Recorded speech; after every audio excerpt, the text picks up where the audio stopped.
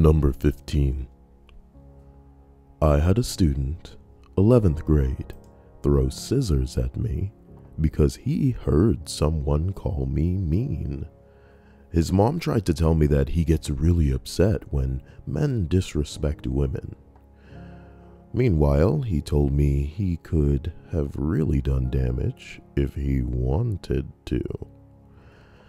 The sad thing is, I had only asked him to complete his journal entry for the day. The scissors were then locked up every day. It still blows my mind, and I actually laugh to this day.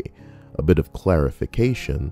I posted this early this morning before I was fully awake. I am a female teacher who taught in a self-contained behavior unit to a class of only boys.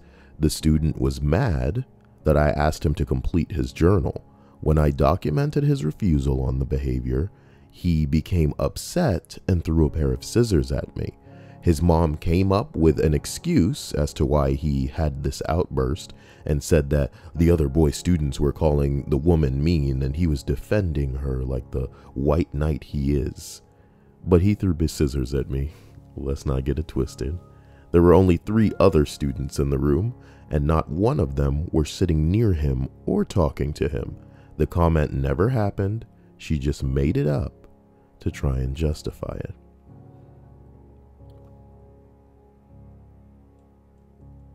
Number 14. Not a teacher, but my parents were pretty awful to my teachers. Throughout grade school, I noticed that my parents always said disparaging things about teachers that I liked and praised teachers that I hated. So by junior high, I would flip the roles. If I liked a teacher, I always claimed I hated them. And if I disliked a teacher, I made up shit about how inspirational they were and how I loved them. Have you ever had that point in your life when you were really right about something and you were disappointed instead of overjoyed that you were right? Yeah, it wasn't 100% foolproof. There were some teachers that I liked in the beginning of the year that I ended up not liking at the end of the year, and vice versa. Sometimes teachers would come up to me in annoyance and ask why my dad was so mean to them. My dad is a sociopath and considers himself far more intelligent than anyone he is in front of, and he makes them aware of it. Eventually, social services got involved, and that changed everything.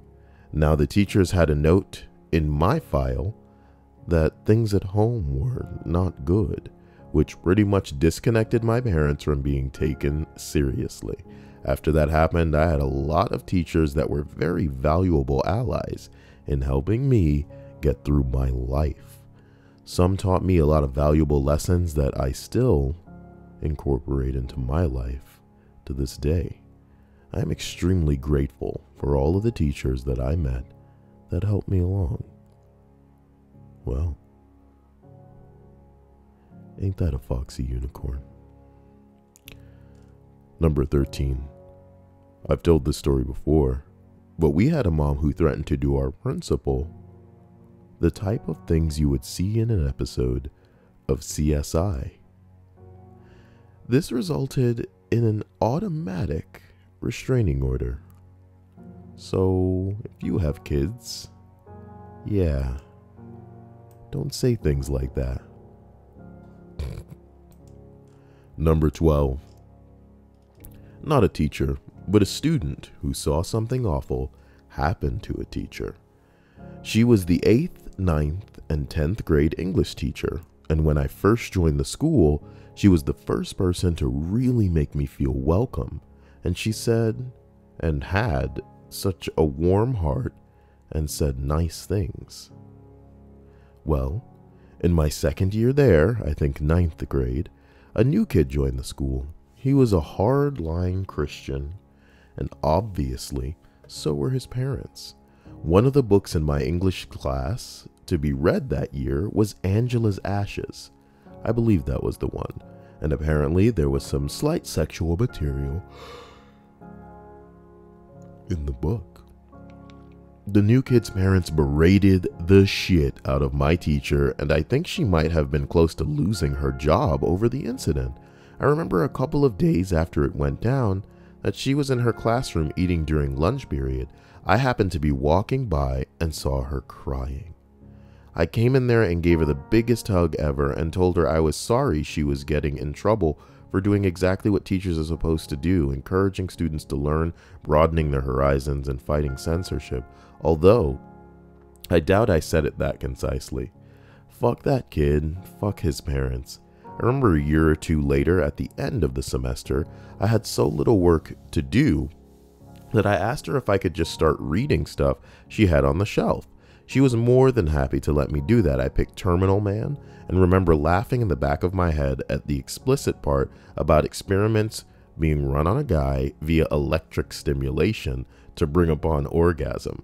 I forgot what that had to do with the main plot of the book, but I remember when I finished it and returned it, my teacher and I had an unspoken understanding that I just read of what I just read, and she knew she didn't have to worry about me crying to the superintendent about the raunchy material. How far we've come. But yes, there were days when parents thought even content in books were too saucy for their darling children. As we arrive at number 11, there are 3 different incidents. The mother of twins used the entire conference to elaborate on how one was so much smarter than the other, and how surprised she was that the dumb twin was doing well in my class. Both boys were present and very uncomfortable. It was excruciating. Oh my God. Number 2, parents of a boy with serious anger problems came in for a conference over the latest incident. He threatened to cut my brake lines. Father gave us a very detailed plan for how he was going to smash the boy's iPad and rip the sheetrock off of the boy's bedroom walls. We somehow convinced him to let the boy move in with his grandfather instead. Never had another problem from the boy. Oh my God. Ain't that an issue black? Mother showed up unannounced before school to go over every assignment her daughter had done for the past few weeks, because her daughter was failing and the mother wanted to get a tutor to address the problem. The girl had a B+, and the B+ in an advanced placement class, no less, and was a nervous wreck. I wonder why. Gotta take it easy on your kids, guys. Well, number 10. Oh man. I was working at a boarding school on their summer school course. We had 2 boys, 8 and 11 years old, arrive with their uncle, who they were standing with. He'd come to drop them off for 5 weeks, but neglected to tell the children. They thought they'd come for a nice castle tour. The uncle books it and leaves it to us to explain that they were staying for 5 weeks. Rather than having an awesome holiday, they'd been doing some really cool things for the week prior to being dropped off. During the kids' stay, the uncle would take the boys off campus to go to the mosque and bring them back on Sunday afternoon. One week, they came back with games consoles, which they weren't allowed. The uncle tried to bribe me to let them keep them by offering me a white Chihuahua puppy, and when I declined, he shouted at me for being common and poor. During the boys' last week, several trunks full of clothes and belongings arrived because, surprise, the kids were going to be staying at the school until they were 18. Oh my God. Oh my God.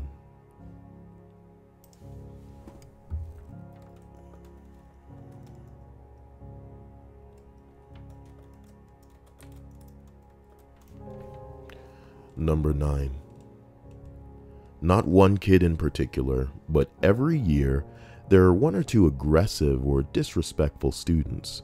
90% of the time, the parents try to make excuses about how this is normal, how all kids are like this at that age, and how I should show them more compassion instead of owning up that there is a discipline problem. Those same 90% of the parents are usually disrespectful and verbally aggressive to the teachers, and everyone dreads talking to them. That saying about the apple not falling far from the tree rings so true. Jesus Christ. Alternatively, the parents who are the most apologetic and a delight to talk to are the ones with fantastic children. "Sorry if my kid was not focused" is a line I get too often. "Are you kidding, ma'am? I would adopt this child if I could." How adorable. Oh. As we continue up the list, we arrive at number 8. One of the parents in my daughter's class had their conferences right before mine. I was sitting in the hall and could hear them try to rebut everything and anything that the teacher said.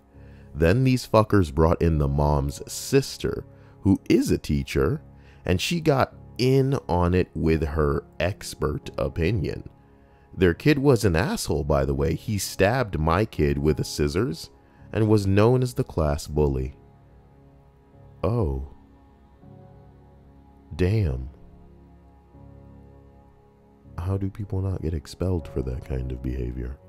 Number 7. Not me, but the wife is a kindergarten teacher and suspected that one of her students may be autistic. The kid couldn't communicate well at all, had issues with using the bathroom, and showed other classic signs of autism.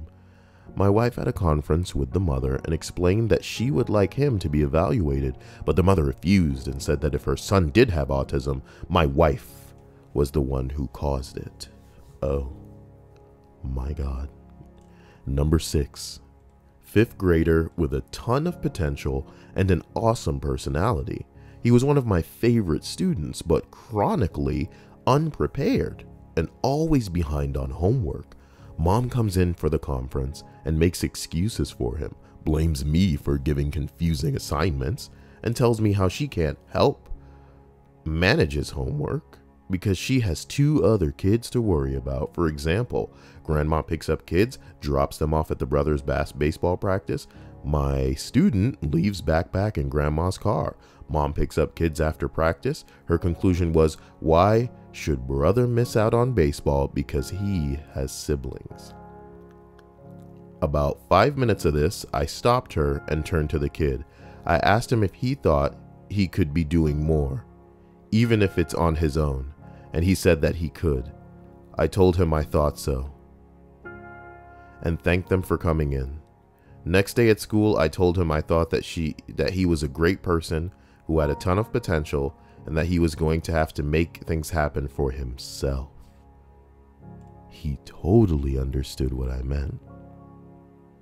It broke my heart. 5th grade, motherfucker. You're in elementary and you come into them kind of realizations. My heart goes out to anybody watching or listening to this that realized at an early age that just because you have parents that are willing to put a roof over your head and food in your mouth doesn't mean that they're good people or that they know how to raise a child. And hey, not everybody does. Not everybody does. But it could be worse. You could be the parent's outlet, you know? When the line between a consequence so that you get better and don't do what you're doing and you just being used as a punching bag blurs. Physical and mental abuse.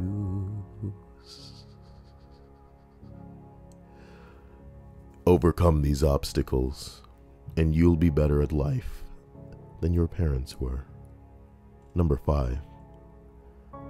The one who told me the reason I was a bad teacher was because I wasn't a mom. No fertility issues, but had just gone through a terrible breakup of a relationship heading towards marriage and family. Not really what a 35-year-old woman wants to hear from the mother of an emotionally disturbed child. Well, Well, well, well. Number 4. Wasn't at a parent-teacher conference, but I tutored the child of a very aggressive parent who was so sure that their child was going to get into the #1 high school in the state and would not let anyone tell them otherwise. The mother confronted me because I was taking about 2 lessons to go through past papers. Well, that was because he was getting everything wrong, so I needed to explain almost every question. His ability level wasn't nearly close, and the poor child was under so much pressure from this overbearing parent that I never heard from them again. It's amazing how parents think that they can teach teachers how to teach. Well, when some parents know everything, nothing that you can reason with them or no evidence that you can provide is going to convince them otherwise. Bing bong. Number 3. I had a preschool age student who would fixate on his female classmates. He would single one out and follow her around, then hug her, try to give her kisses. These were 3 to 4-year-olds, and they would hate that. So inevitably, the girl would try to squirm away and he'd get angry and start hitting and scratching her face. He'd get in trouble, of course. But the following week, he'd have a new target. His mom was horrified and would try to keep him corralled, but he really didn't respect her at all. The only people he'd actually listen to were the dads that attended the program with their kids. They were pretty sympathetic since they could see the kid had issues and they knew we were trying to get him into our agency's free counseling program. Well, his attitudes towards females became obviously a big deal once his dad came back from deployment. When my supervisor and I met with him, he was proud of what his boy was doing. Oh my God. He said it showed that he knew what he wanted and his determination to get it. Oh my God. And he's not taking shit from any of the girls, says the dad from deployment. Oh my God. Really ugly stuff. He literally said that the girl should let him give them a kiss, since he'd get mad if he couldn't. The mom just kept her head down. Oh my God. Right then, I understood why she wanted counseling from us rather than using his military benefits. He was by far the most misogynistic jerk I have ever met, and his son was picking it up from him. Not a week later, the kid tried to go after the daughter of another Marine. Said Marine was present. Said Marine shouted at the dad for a while and said he'd be speaking to his CO. Oh, hell yeah. I ended up leaving the program a few days later, but I've always hoped the mom of the little boy got away from him and that the boy got some therapy. Otherwise, I have no doubt I'll be seeing him on the news in a few years. Bing bong. Bing bong. Number 2. The worst was a mother who threatened to pull her daughter out of the school system if she wasn't giving the lead soprano role in the high school's Christmas concert.